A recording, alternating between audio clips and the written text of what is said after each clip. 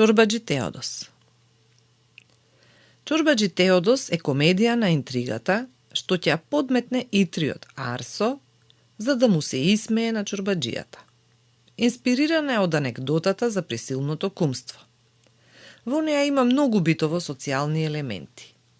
Битови се, например, патриархалните односи во семејството, покорноста на сопругата, синот и сите останати кон главата на семејството, избирањето на снаата од страна на родителите, обичаите на кумството, пеењето, јадењето, песните, орото и така натаму што се случуваат на лозјето, менталитетот на ромите, озборувањето во чаршијата, и трината и ведрината на сиромашните и должниците и така натаму. Социјални елементи пак се поделеноста на луѓето на богати и сиромашни. Темата во драмата е забранетата љубов на двајца млади, а идејата е да се исмее и на дуениот чорбаджиски свет. Дејството се случува во Скопје во турско време. Драмата е составена од 3 чина, а драмското дејствие е развиено во 4 етапи. Експозиција, семејната атмосфера и прикажување на доминантниот лик, заплет, воведување на конфликтот меѓу Арсо и Теодос, кулминација, подметнувањето на кумството и расплет, ослободување од кумството и дозволата за женитба. На почетокот од драмата е прикажана куќата на чорбаджијата Теодос, рано наутро, кога сите се будни, освен тој. Преку смешните сцени се представени односите во семејството. Имено, часовникот застанал и на сите им е страв да го разбудат чорбаджијата. Тој треба навреме да стане за да оди да го види лозјето на Арсо, кој ќе му го земе заради неговиот долг.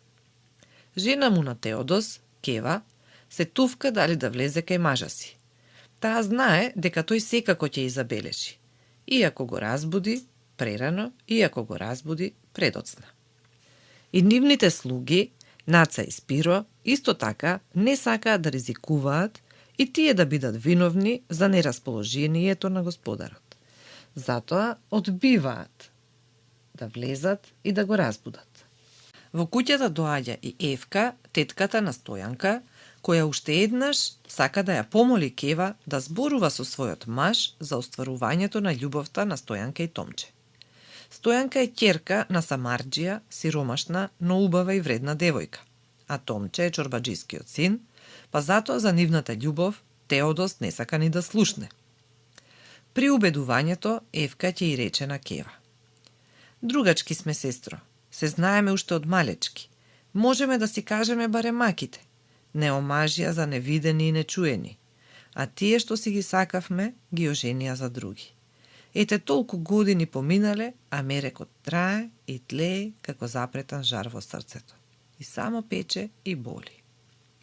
Преку овие зборови се гледа судирот на старото и новото, на традицијата која се почитува секаде, а особено во куќата на Теодос, и зачетокот на модерните сваќања дека родителите не треба да ги одбираат сопружниците на своите деца, туку тие тоа треба самите да го сторат.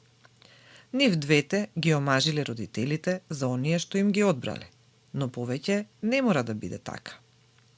Тогаш се појавува и Томче, убаво момче, со танки мустачиња, густа кадрава коса, убаво облечен, но целиот блед, потиштен и огорчен. Во разговорот со мајка си, тој е решен одлучно да му се спротивстави на таткото и да ја земе за жена Стојанка. Се сили, дури и тргнува да го тепа. Но кога му велат да го разбуди за налозје, тој се повлекува, покажува својот страв и нерешителност. Неговата младешка и наетливост, избрзаност и избувливост се гаси во моментот кога треба да се соочи со најсекојдневна работа – будењето на чорбаджијата. На крајот, никој не се осудува да го разбуди чорбаджијата и одлучуваат да почекаат тој самиот да стане. Неговото будење и неговата личност се комични од почетокот до крајот на драмата.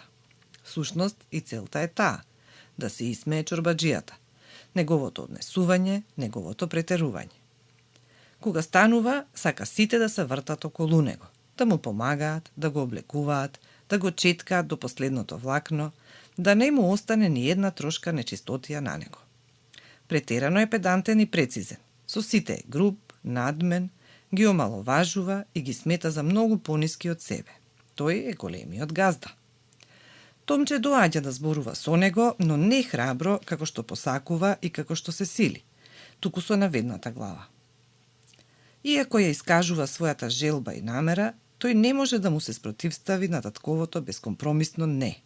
Затоа е комичен, силен и бестрашен, целосно одлучен во остварувањето на намерата да се ожени со Стојанка, пред таткото спласнува и станува помал од зрнце. Смешна е и појавата на слугата Спиро, кој понекогаш се заборава и зборува исто како Теодос, повторувајќи ги неговите зборови и имитирајќи му го гласот и начинот на зборување. Иако тој воопшто не мисли така, му вели на Томче дека Стојанка не е за него, дека таа имала црно под ноктите, дека е нечиста и недостојна. Пред да тргне на лозје, Кева уште еднаш се обидува да зборува со Теодос за Стојанка, но тој и одвраќа. А и каква може да биде девојка од таква куќа? Татко и самарџија. Со него ли да се засватам? Поарно самар на грбот да си ставам. Таа да ми влезе во куќава. Каков ред, каква чистота ќе биде. Не врткај ме повеќе, работа ме чека. Не е ред. За Теодос е неприфатливо да се измешаат социјалните слоеви. Неприфатливо е сиромашната, а со тоа и валкана девојка да стане негова снаа. На почетокот од вториот чин е представена чистата и силна љубов меѓу Томче и Стојанка, но и притисокот кој таа го врши за побрзо разрешување на ситуацијата. Таа вели дека до вечер мора да знае дали тој ќе ја земе, зашто и други момчиња се интересираат за неа, а и за да не се посрамува пред светот. Арсо пак, на пат кон лозјето, што го загубил заради долгот кон Теодос, смислува начин како да си го задржи. Тој е ведар и расположен, иако се наоѓа во таква ситуација. Дејствието се префрла на група цигани кои бараат нов кум за бебето што им се родило, бидејќи стариот умрел. Според христијанскиот обичај, првиот што ќе најде треба да им стане кум. Арсо ги загледува и почнува да си замислува колку би било убаво прв да нагази Теодос, за да може да му се подсмева, да му се одмазди, да го види и него во безизлезна ситуација. Затоа смислува начин да го намести нагазувањето. Прво налетува пијан селанец, кога Арсо едва и успева да го одврати. Потоа се појавува и Спиро, слугата на Теодос, кого исто така многу тешко ќе го врати, но сепак успева. Конечно, патот е расчистен и се појавува Теодос. Тргнуваат заедно кон лозјето, но Арсо се подвраќа, божем заборавил нешто таму каде што прилегнал да го чека, а Теодос продолжува сам, нагазувајќи право на бебето од циганите. Тој се наоѓа во небрано, но никако не сака да прифати да им биде кум. Дејствието на третиот чин се случува на Арсовото лозје на Водна. Таму доаѓаат Евка и Стојанка, а добродушниот и ведар Арсо се обидува да ја помогне на девојката и да го одоброволи Теодос. И покрај фалбите на Арсо, дека таа е убава, вредна, брза, чиста, Теодос се однесува надмено, не сака да ја погледна и луто ја навредува, не прифаќајќи ја чашата со вода од незината рака. Се слушаат свирки од далеку и се приближуваат циганите за да го развеселат својот нов кум. Арсо ликува заради чувството што тие го предизвикуваат кај Теодос. За уште повеќе да си поигра со него, му вели да се скрие во колипката која е нечиста и полна со болви. Теодос ќе мора и таа грозотија да ја истрпи, само да избега од големото зло. Циганите со свирките, мезето и ракијата се подготвуваат да си одат бидејќи не го нашле Теодоса. Но Арсо им дава знак дека тој е скриен, па тие ја прифаќаат играта и велат дека ќе одат кај него дома. Вознемирен, Теодос излегува од колибата, целиот извалтаган и преклијан со слама. Од мака, иако прво одбива, тој заседнува и почнува да пие со циганите, прво од чаша, а потоа и од заедничкото шише. Тој никогаш не пиел алкохол, не пушел, а најмалку помислувал да седи со цигани и да го прави тоа со нив. Не може да се помири со тоа што му се случува и вели: јас на овој ред, јас ова да го дочекам во мојот живот. Што ти бил животот? Лажовен, лизгав, Одиш, исправен, силен, чисти, одеднаш паднат во галта. Извалка, смачка, живот. Ситуацијата кулминира кога циганите и Арсо успеваат да го фатат Теодоса на оро, па дури го натерале и да го заводи орото како вистински кум. Кога доаѓаат жените, Кева и Наца со ручекот, не можат да им поверуваат на очите. Тогаш и Теодос се освестува и почнува да го негира и одбива кумството. Се појавува и Томче, и тој како татко му опијанет. Решен е да го истара своето по секоја цена. Тој дури се заканува дека ќе се избоде со нож, ако татко му не му даде благослов за стојанка.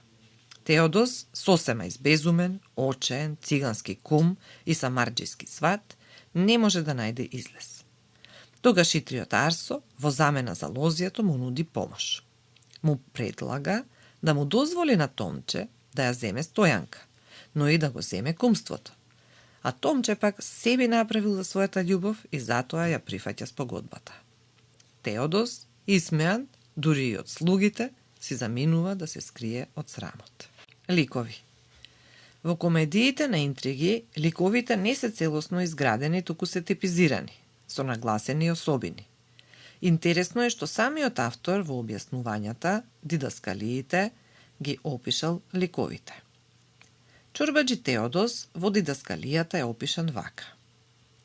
Влегува во ноќна, долга кошула, со мазно, од вечерта избричено, а мрачно лице, на кое никогаш ни за миг не светнува осмевка и ведрина, со густи, накуштравени веди, кои го поцртуваат на муртеното чело и го засенуваат, правејќи го уште постуден студениот поглед, со остар, одсечен говор, кој скоро никогаш не е разговор со луѓето, ни со најблиските, туку карање, викање на нив, на најблиските најмногу, со подценување и презирање преку волја, како и да не заслужуваат со нив да се разговара.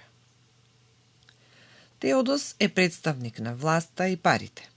Сите ги гледа од високо со понижување, подценување и ароганција, па и жена си и сина си. Тој е жртва на сопствените предрасуди и фрустрации, а другите особени се кажани предходно. Неговата претерана предантност, прецизност и така натаму. Арсо во опишувањето е представен како полн е со живот на радост и ветрина, кои тешко можат да му ги поматат и најтешки грижи и незгоди. Умен е и итар до лукавост и до препреденост, но никако до расипаност, а по срце е добричина, осетлив и соосетлив. Арсо всушност е представник на средниот сталеж, кој се повеќе тоне заради крвопиите као Теодос. Благороден човек, кој освен на себе си, сака да им помогне и на другите, на стојанка и на циганите. Тој ја смислува целата интрига, затоа што е бистар и снаодлив, зашто е ведар дух, а и сака да го види својот крвник малку да падне, за да го исмее и барем малку да му биде полесно на душата. Томче е убав младич, со танки мустачиња и густа кадрева коса, убаво, негрижливо облечен, блед, потиштен, огорчен и наетлив. Томче всушност е носител на новото поинакво сваќање, кој сака да се ожени од љубов за многу сиромашна девојка.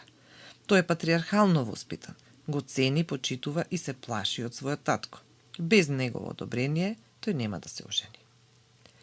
Кева е сопругата на Теодос, која е пред време остарена и свената од тешки напори, се да му угоди на својот маж со маченичка ревност која оди до робска покорност, сметајќи дека тоа е незина должност и незина судба.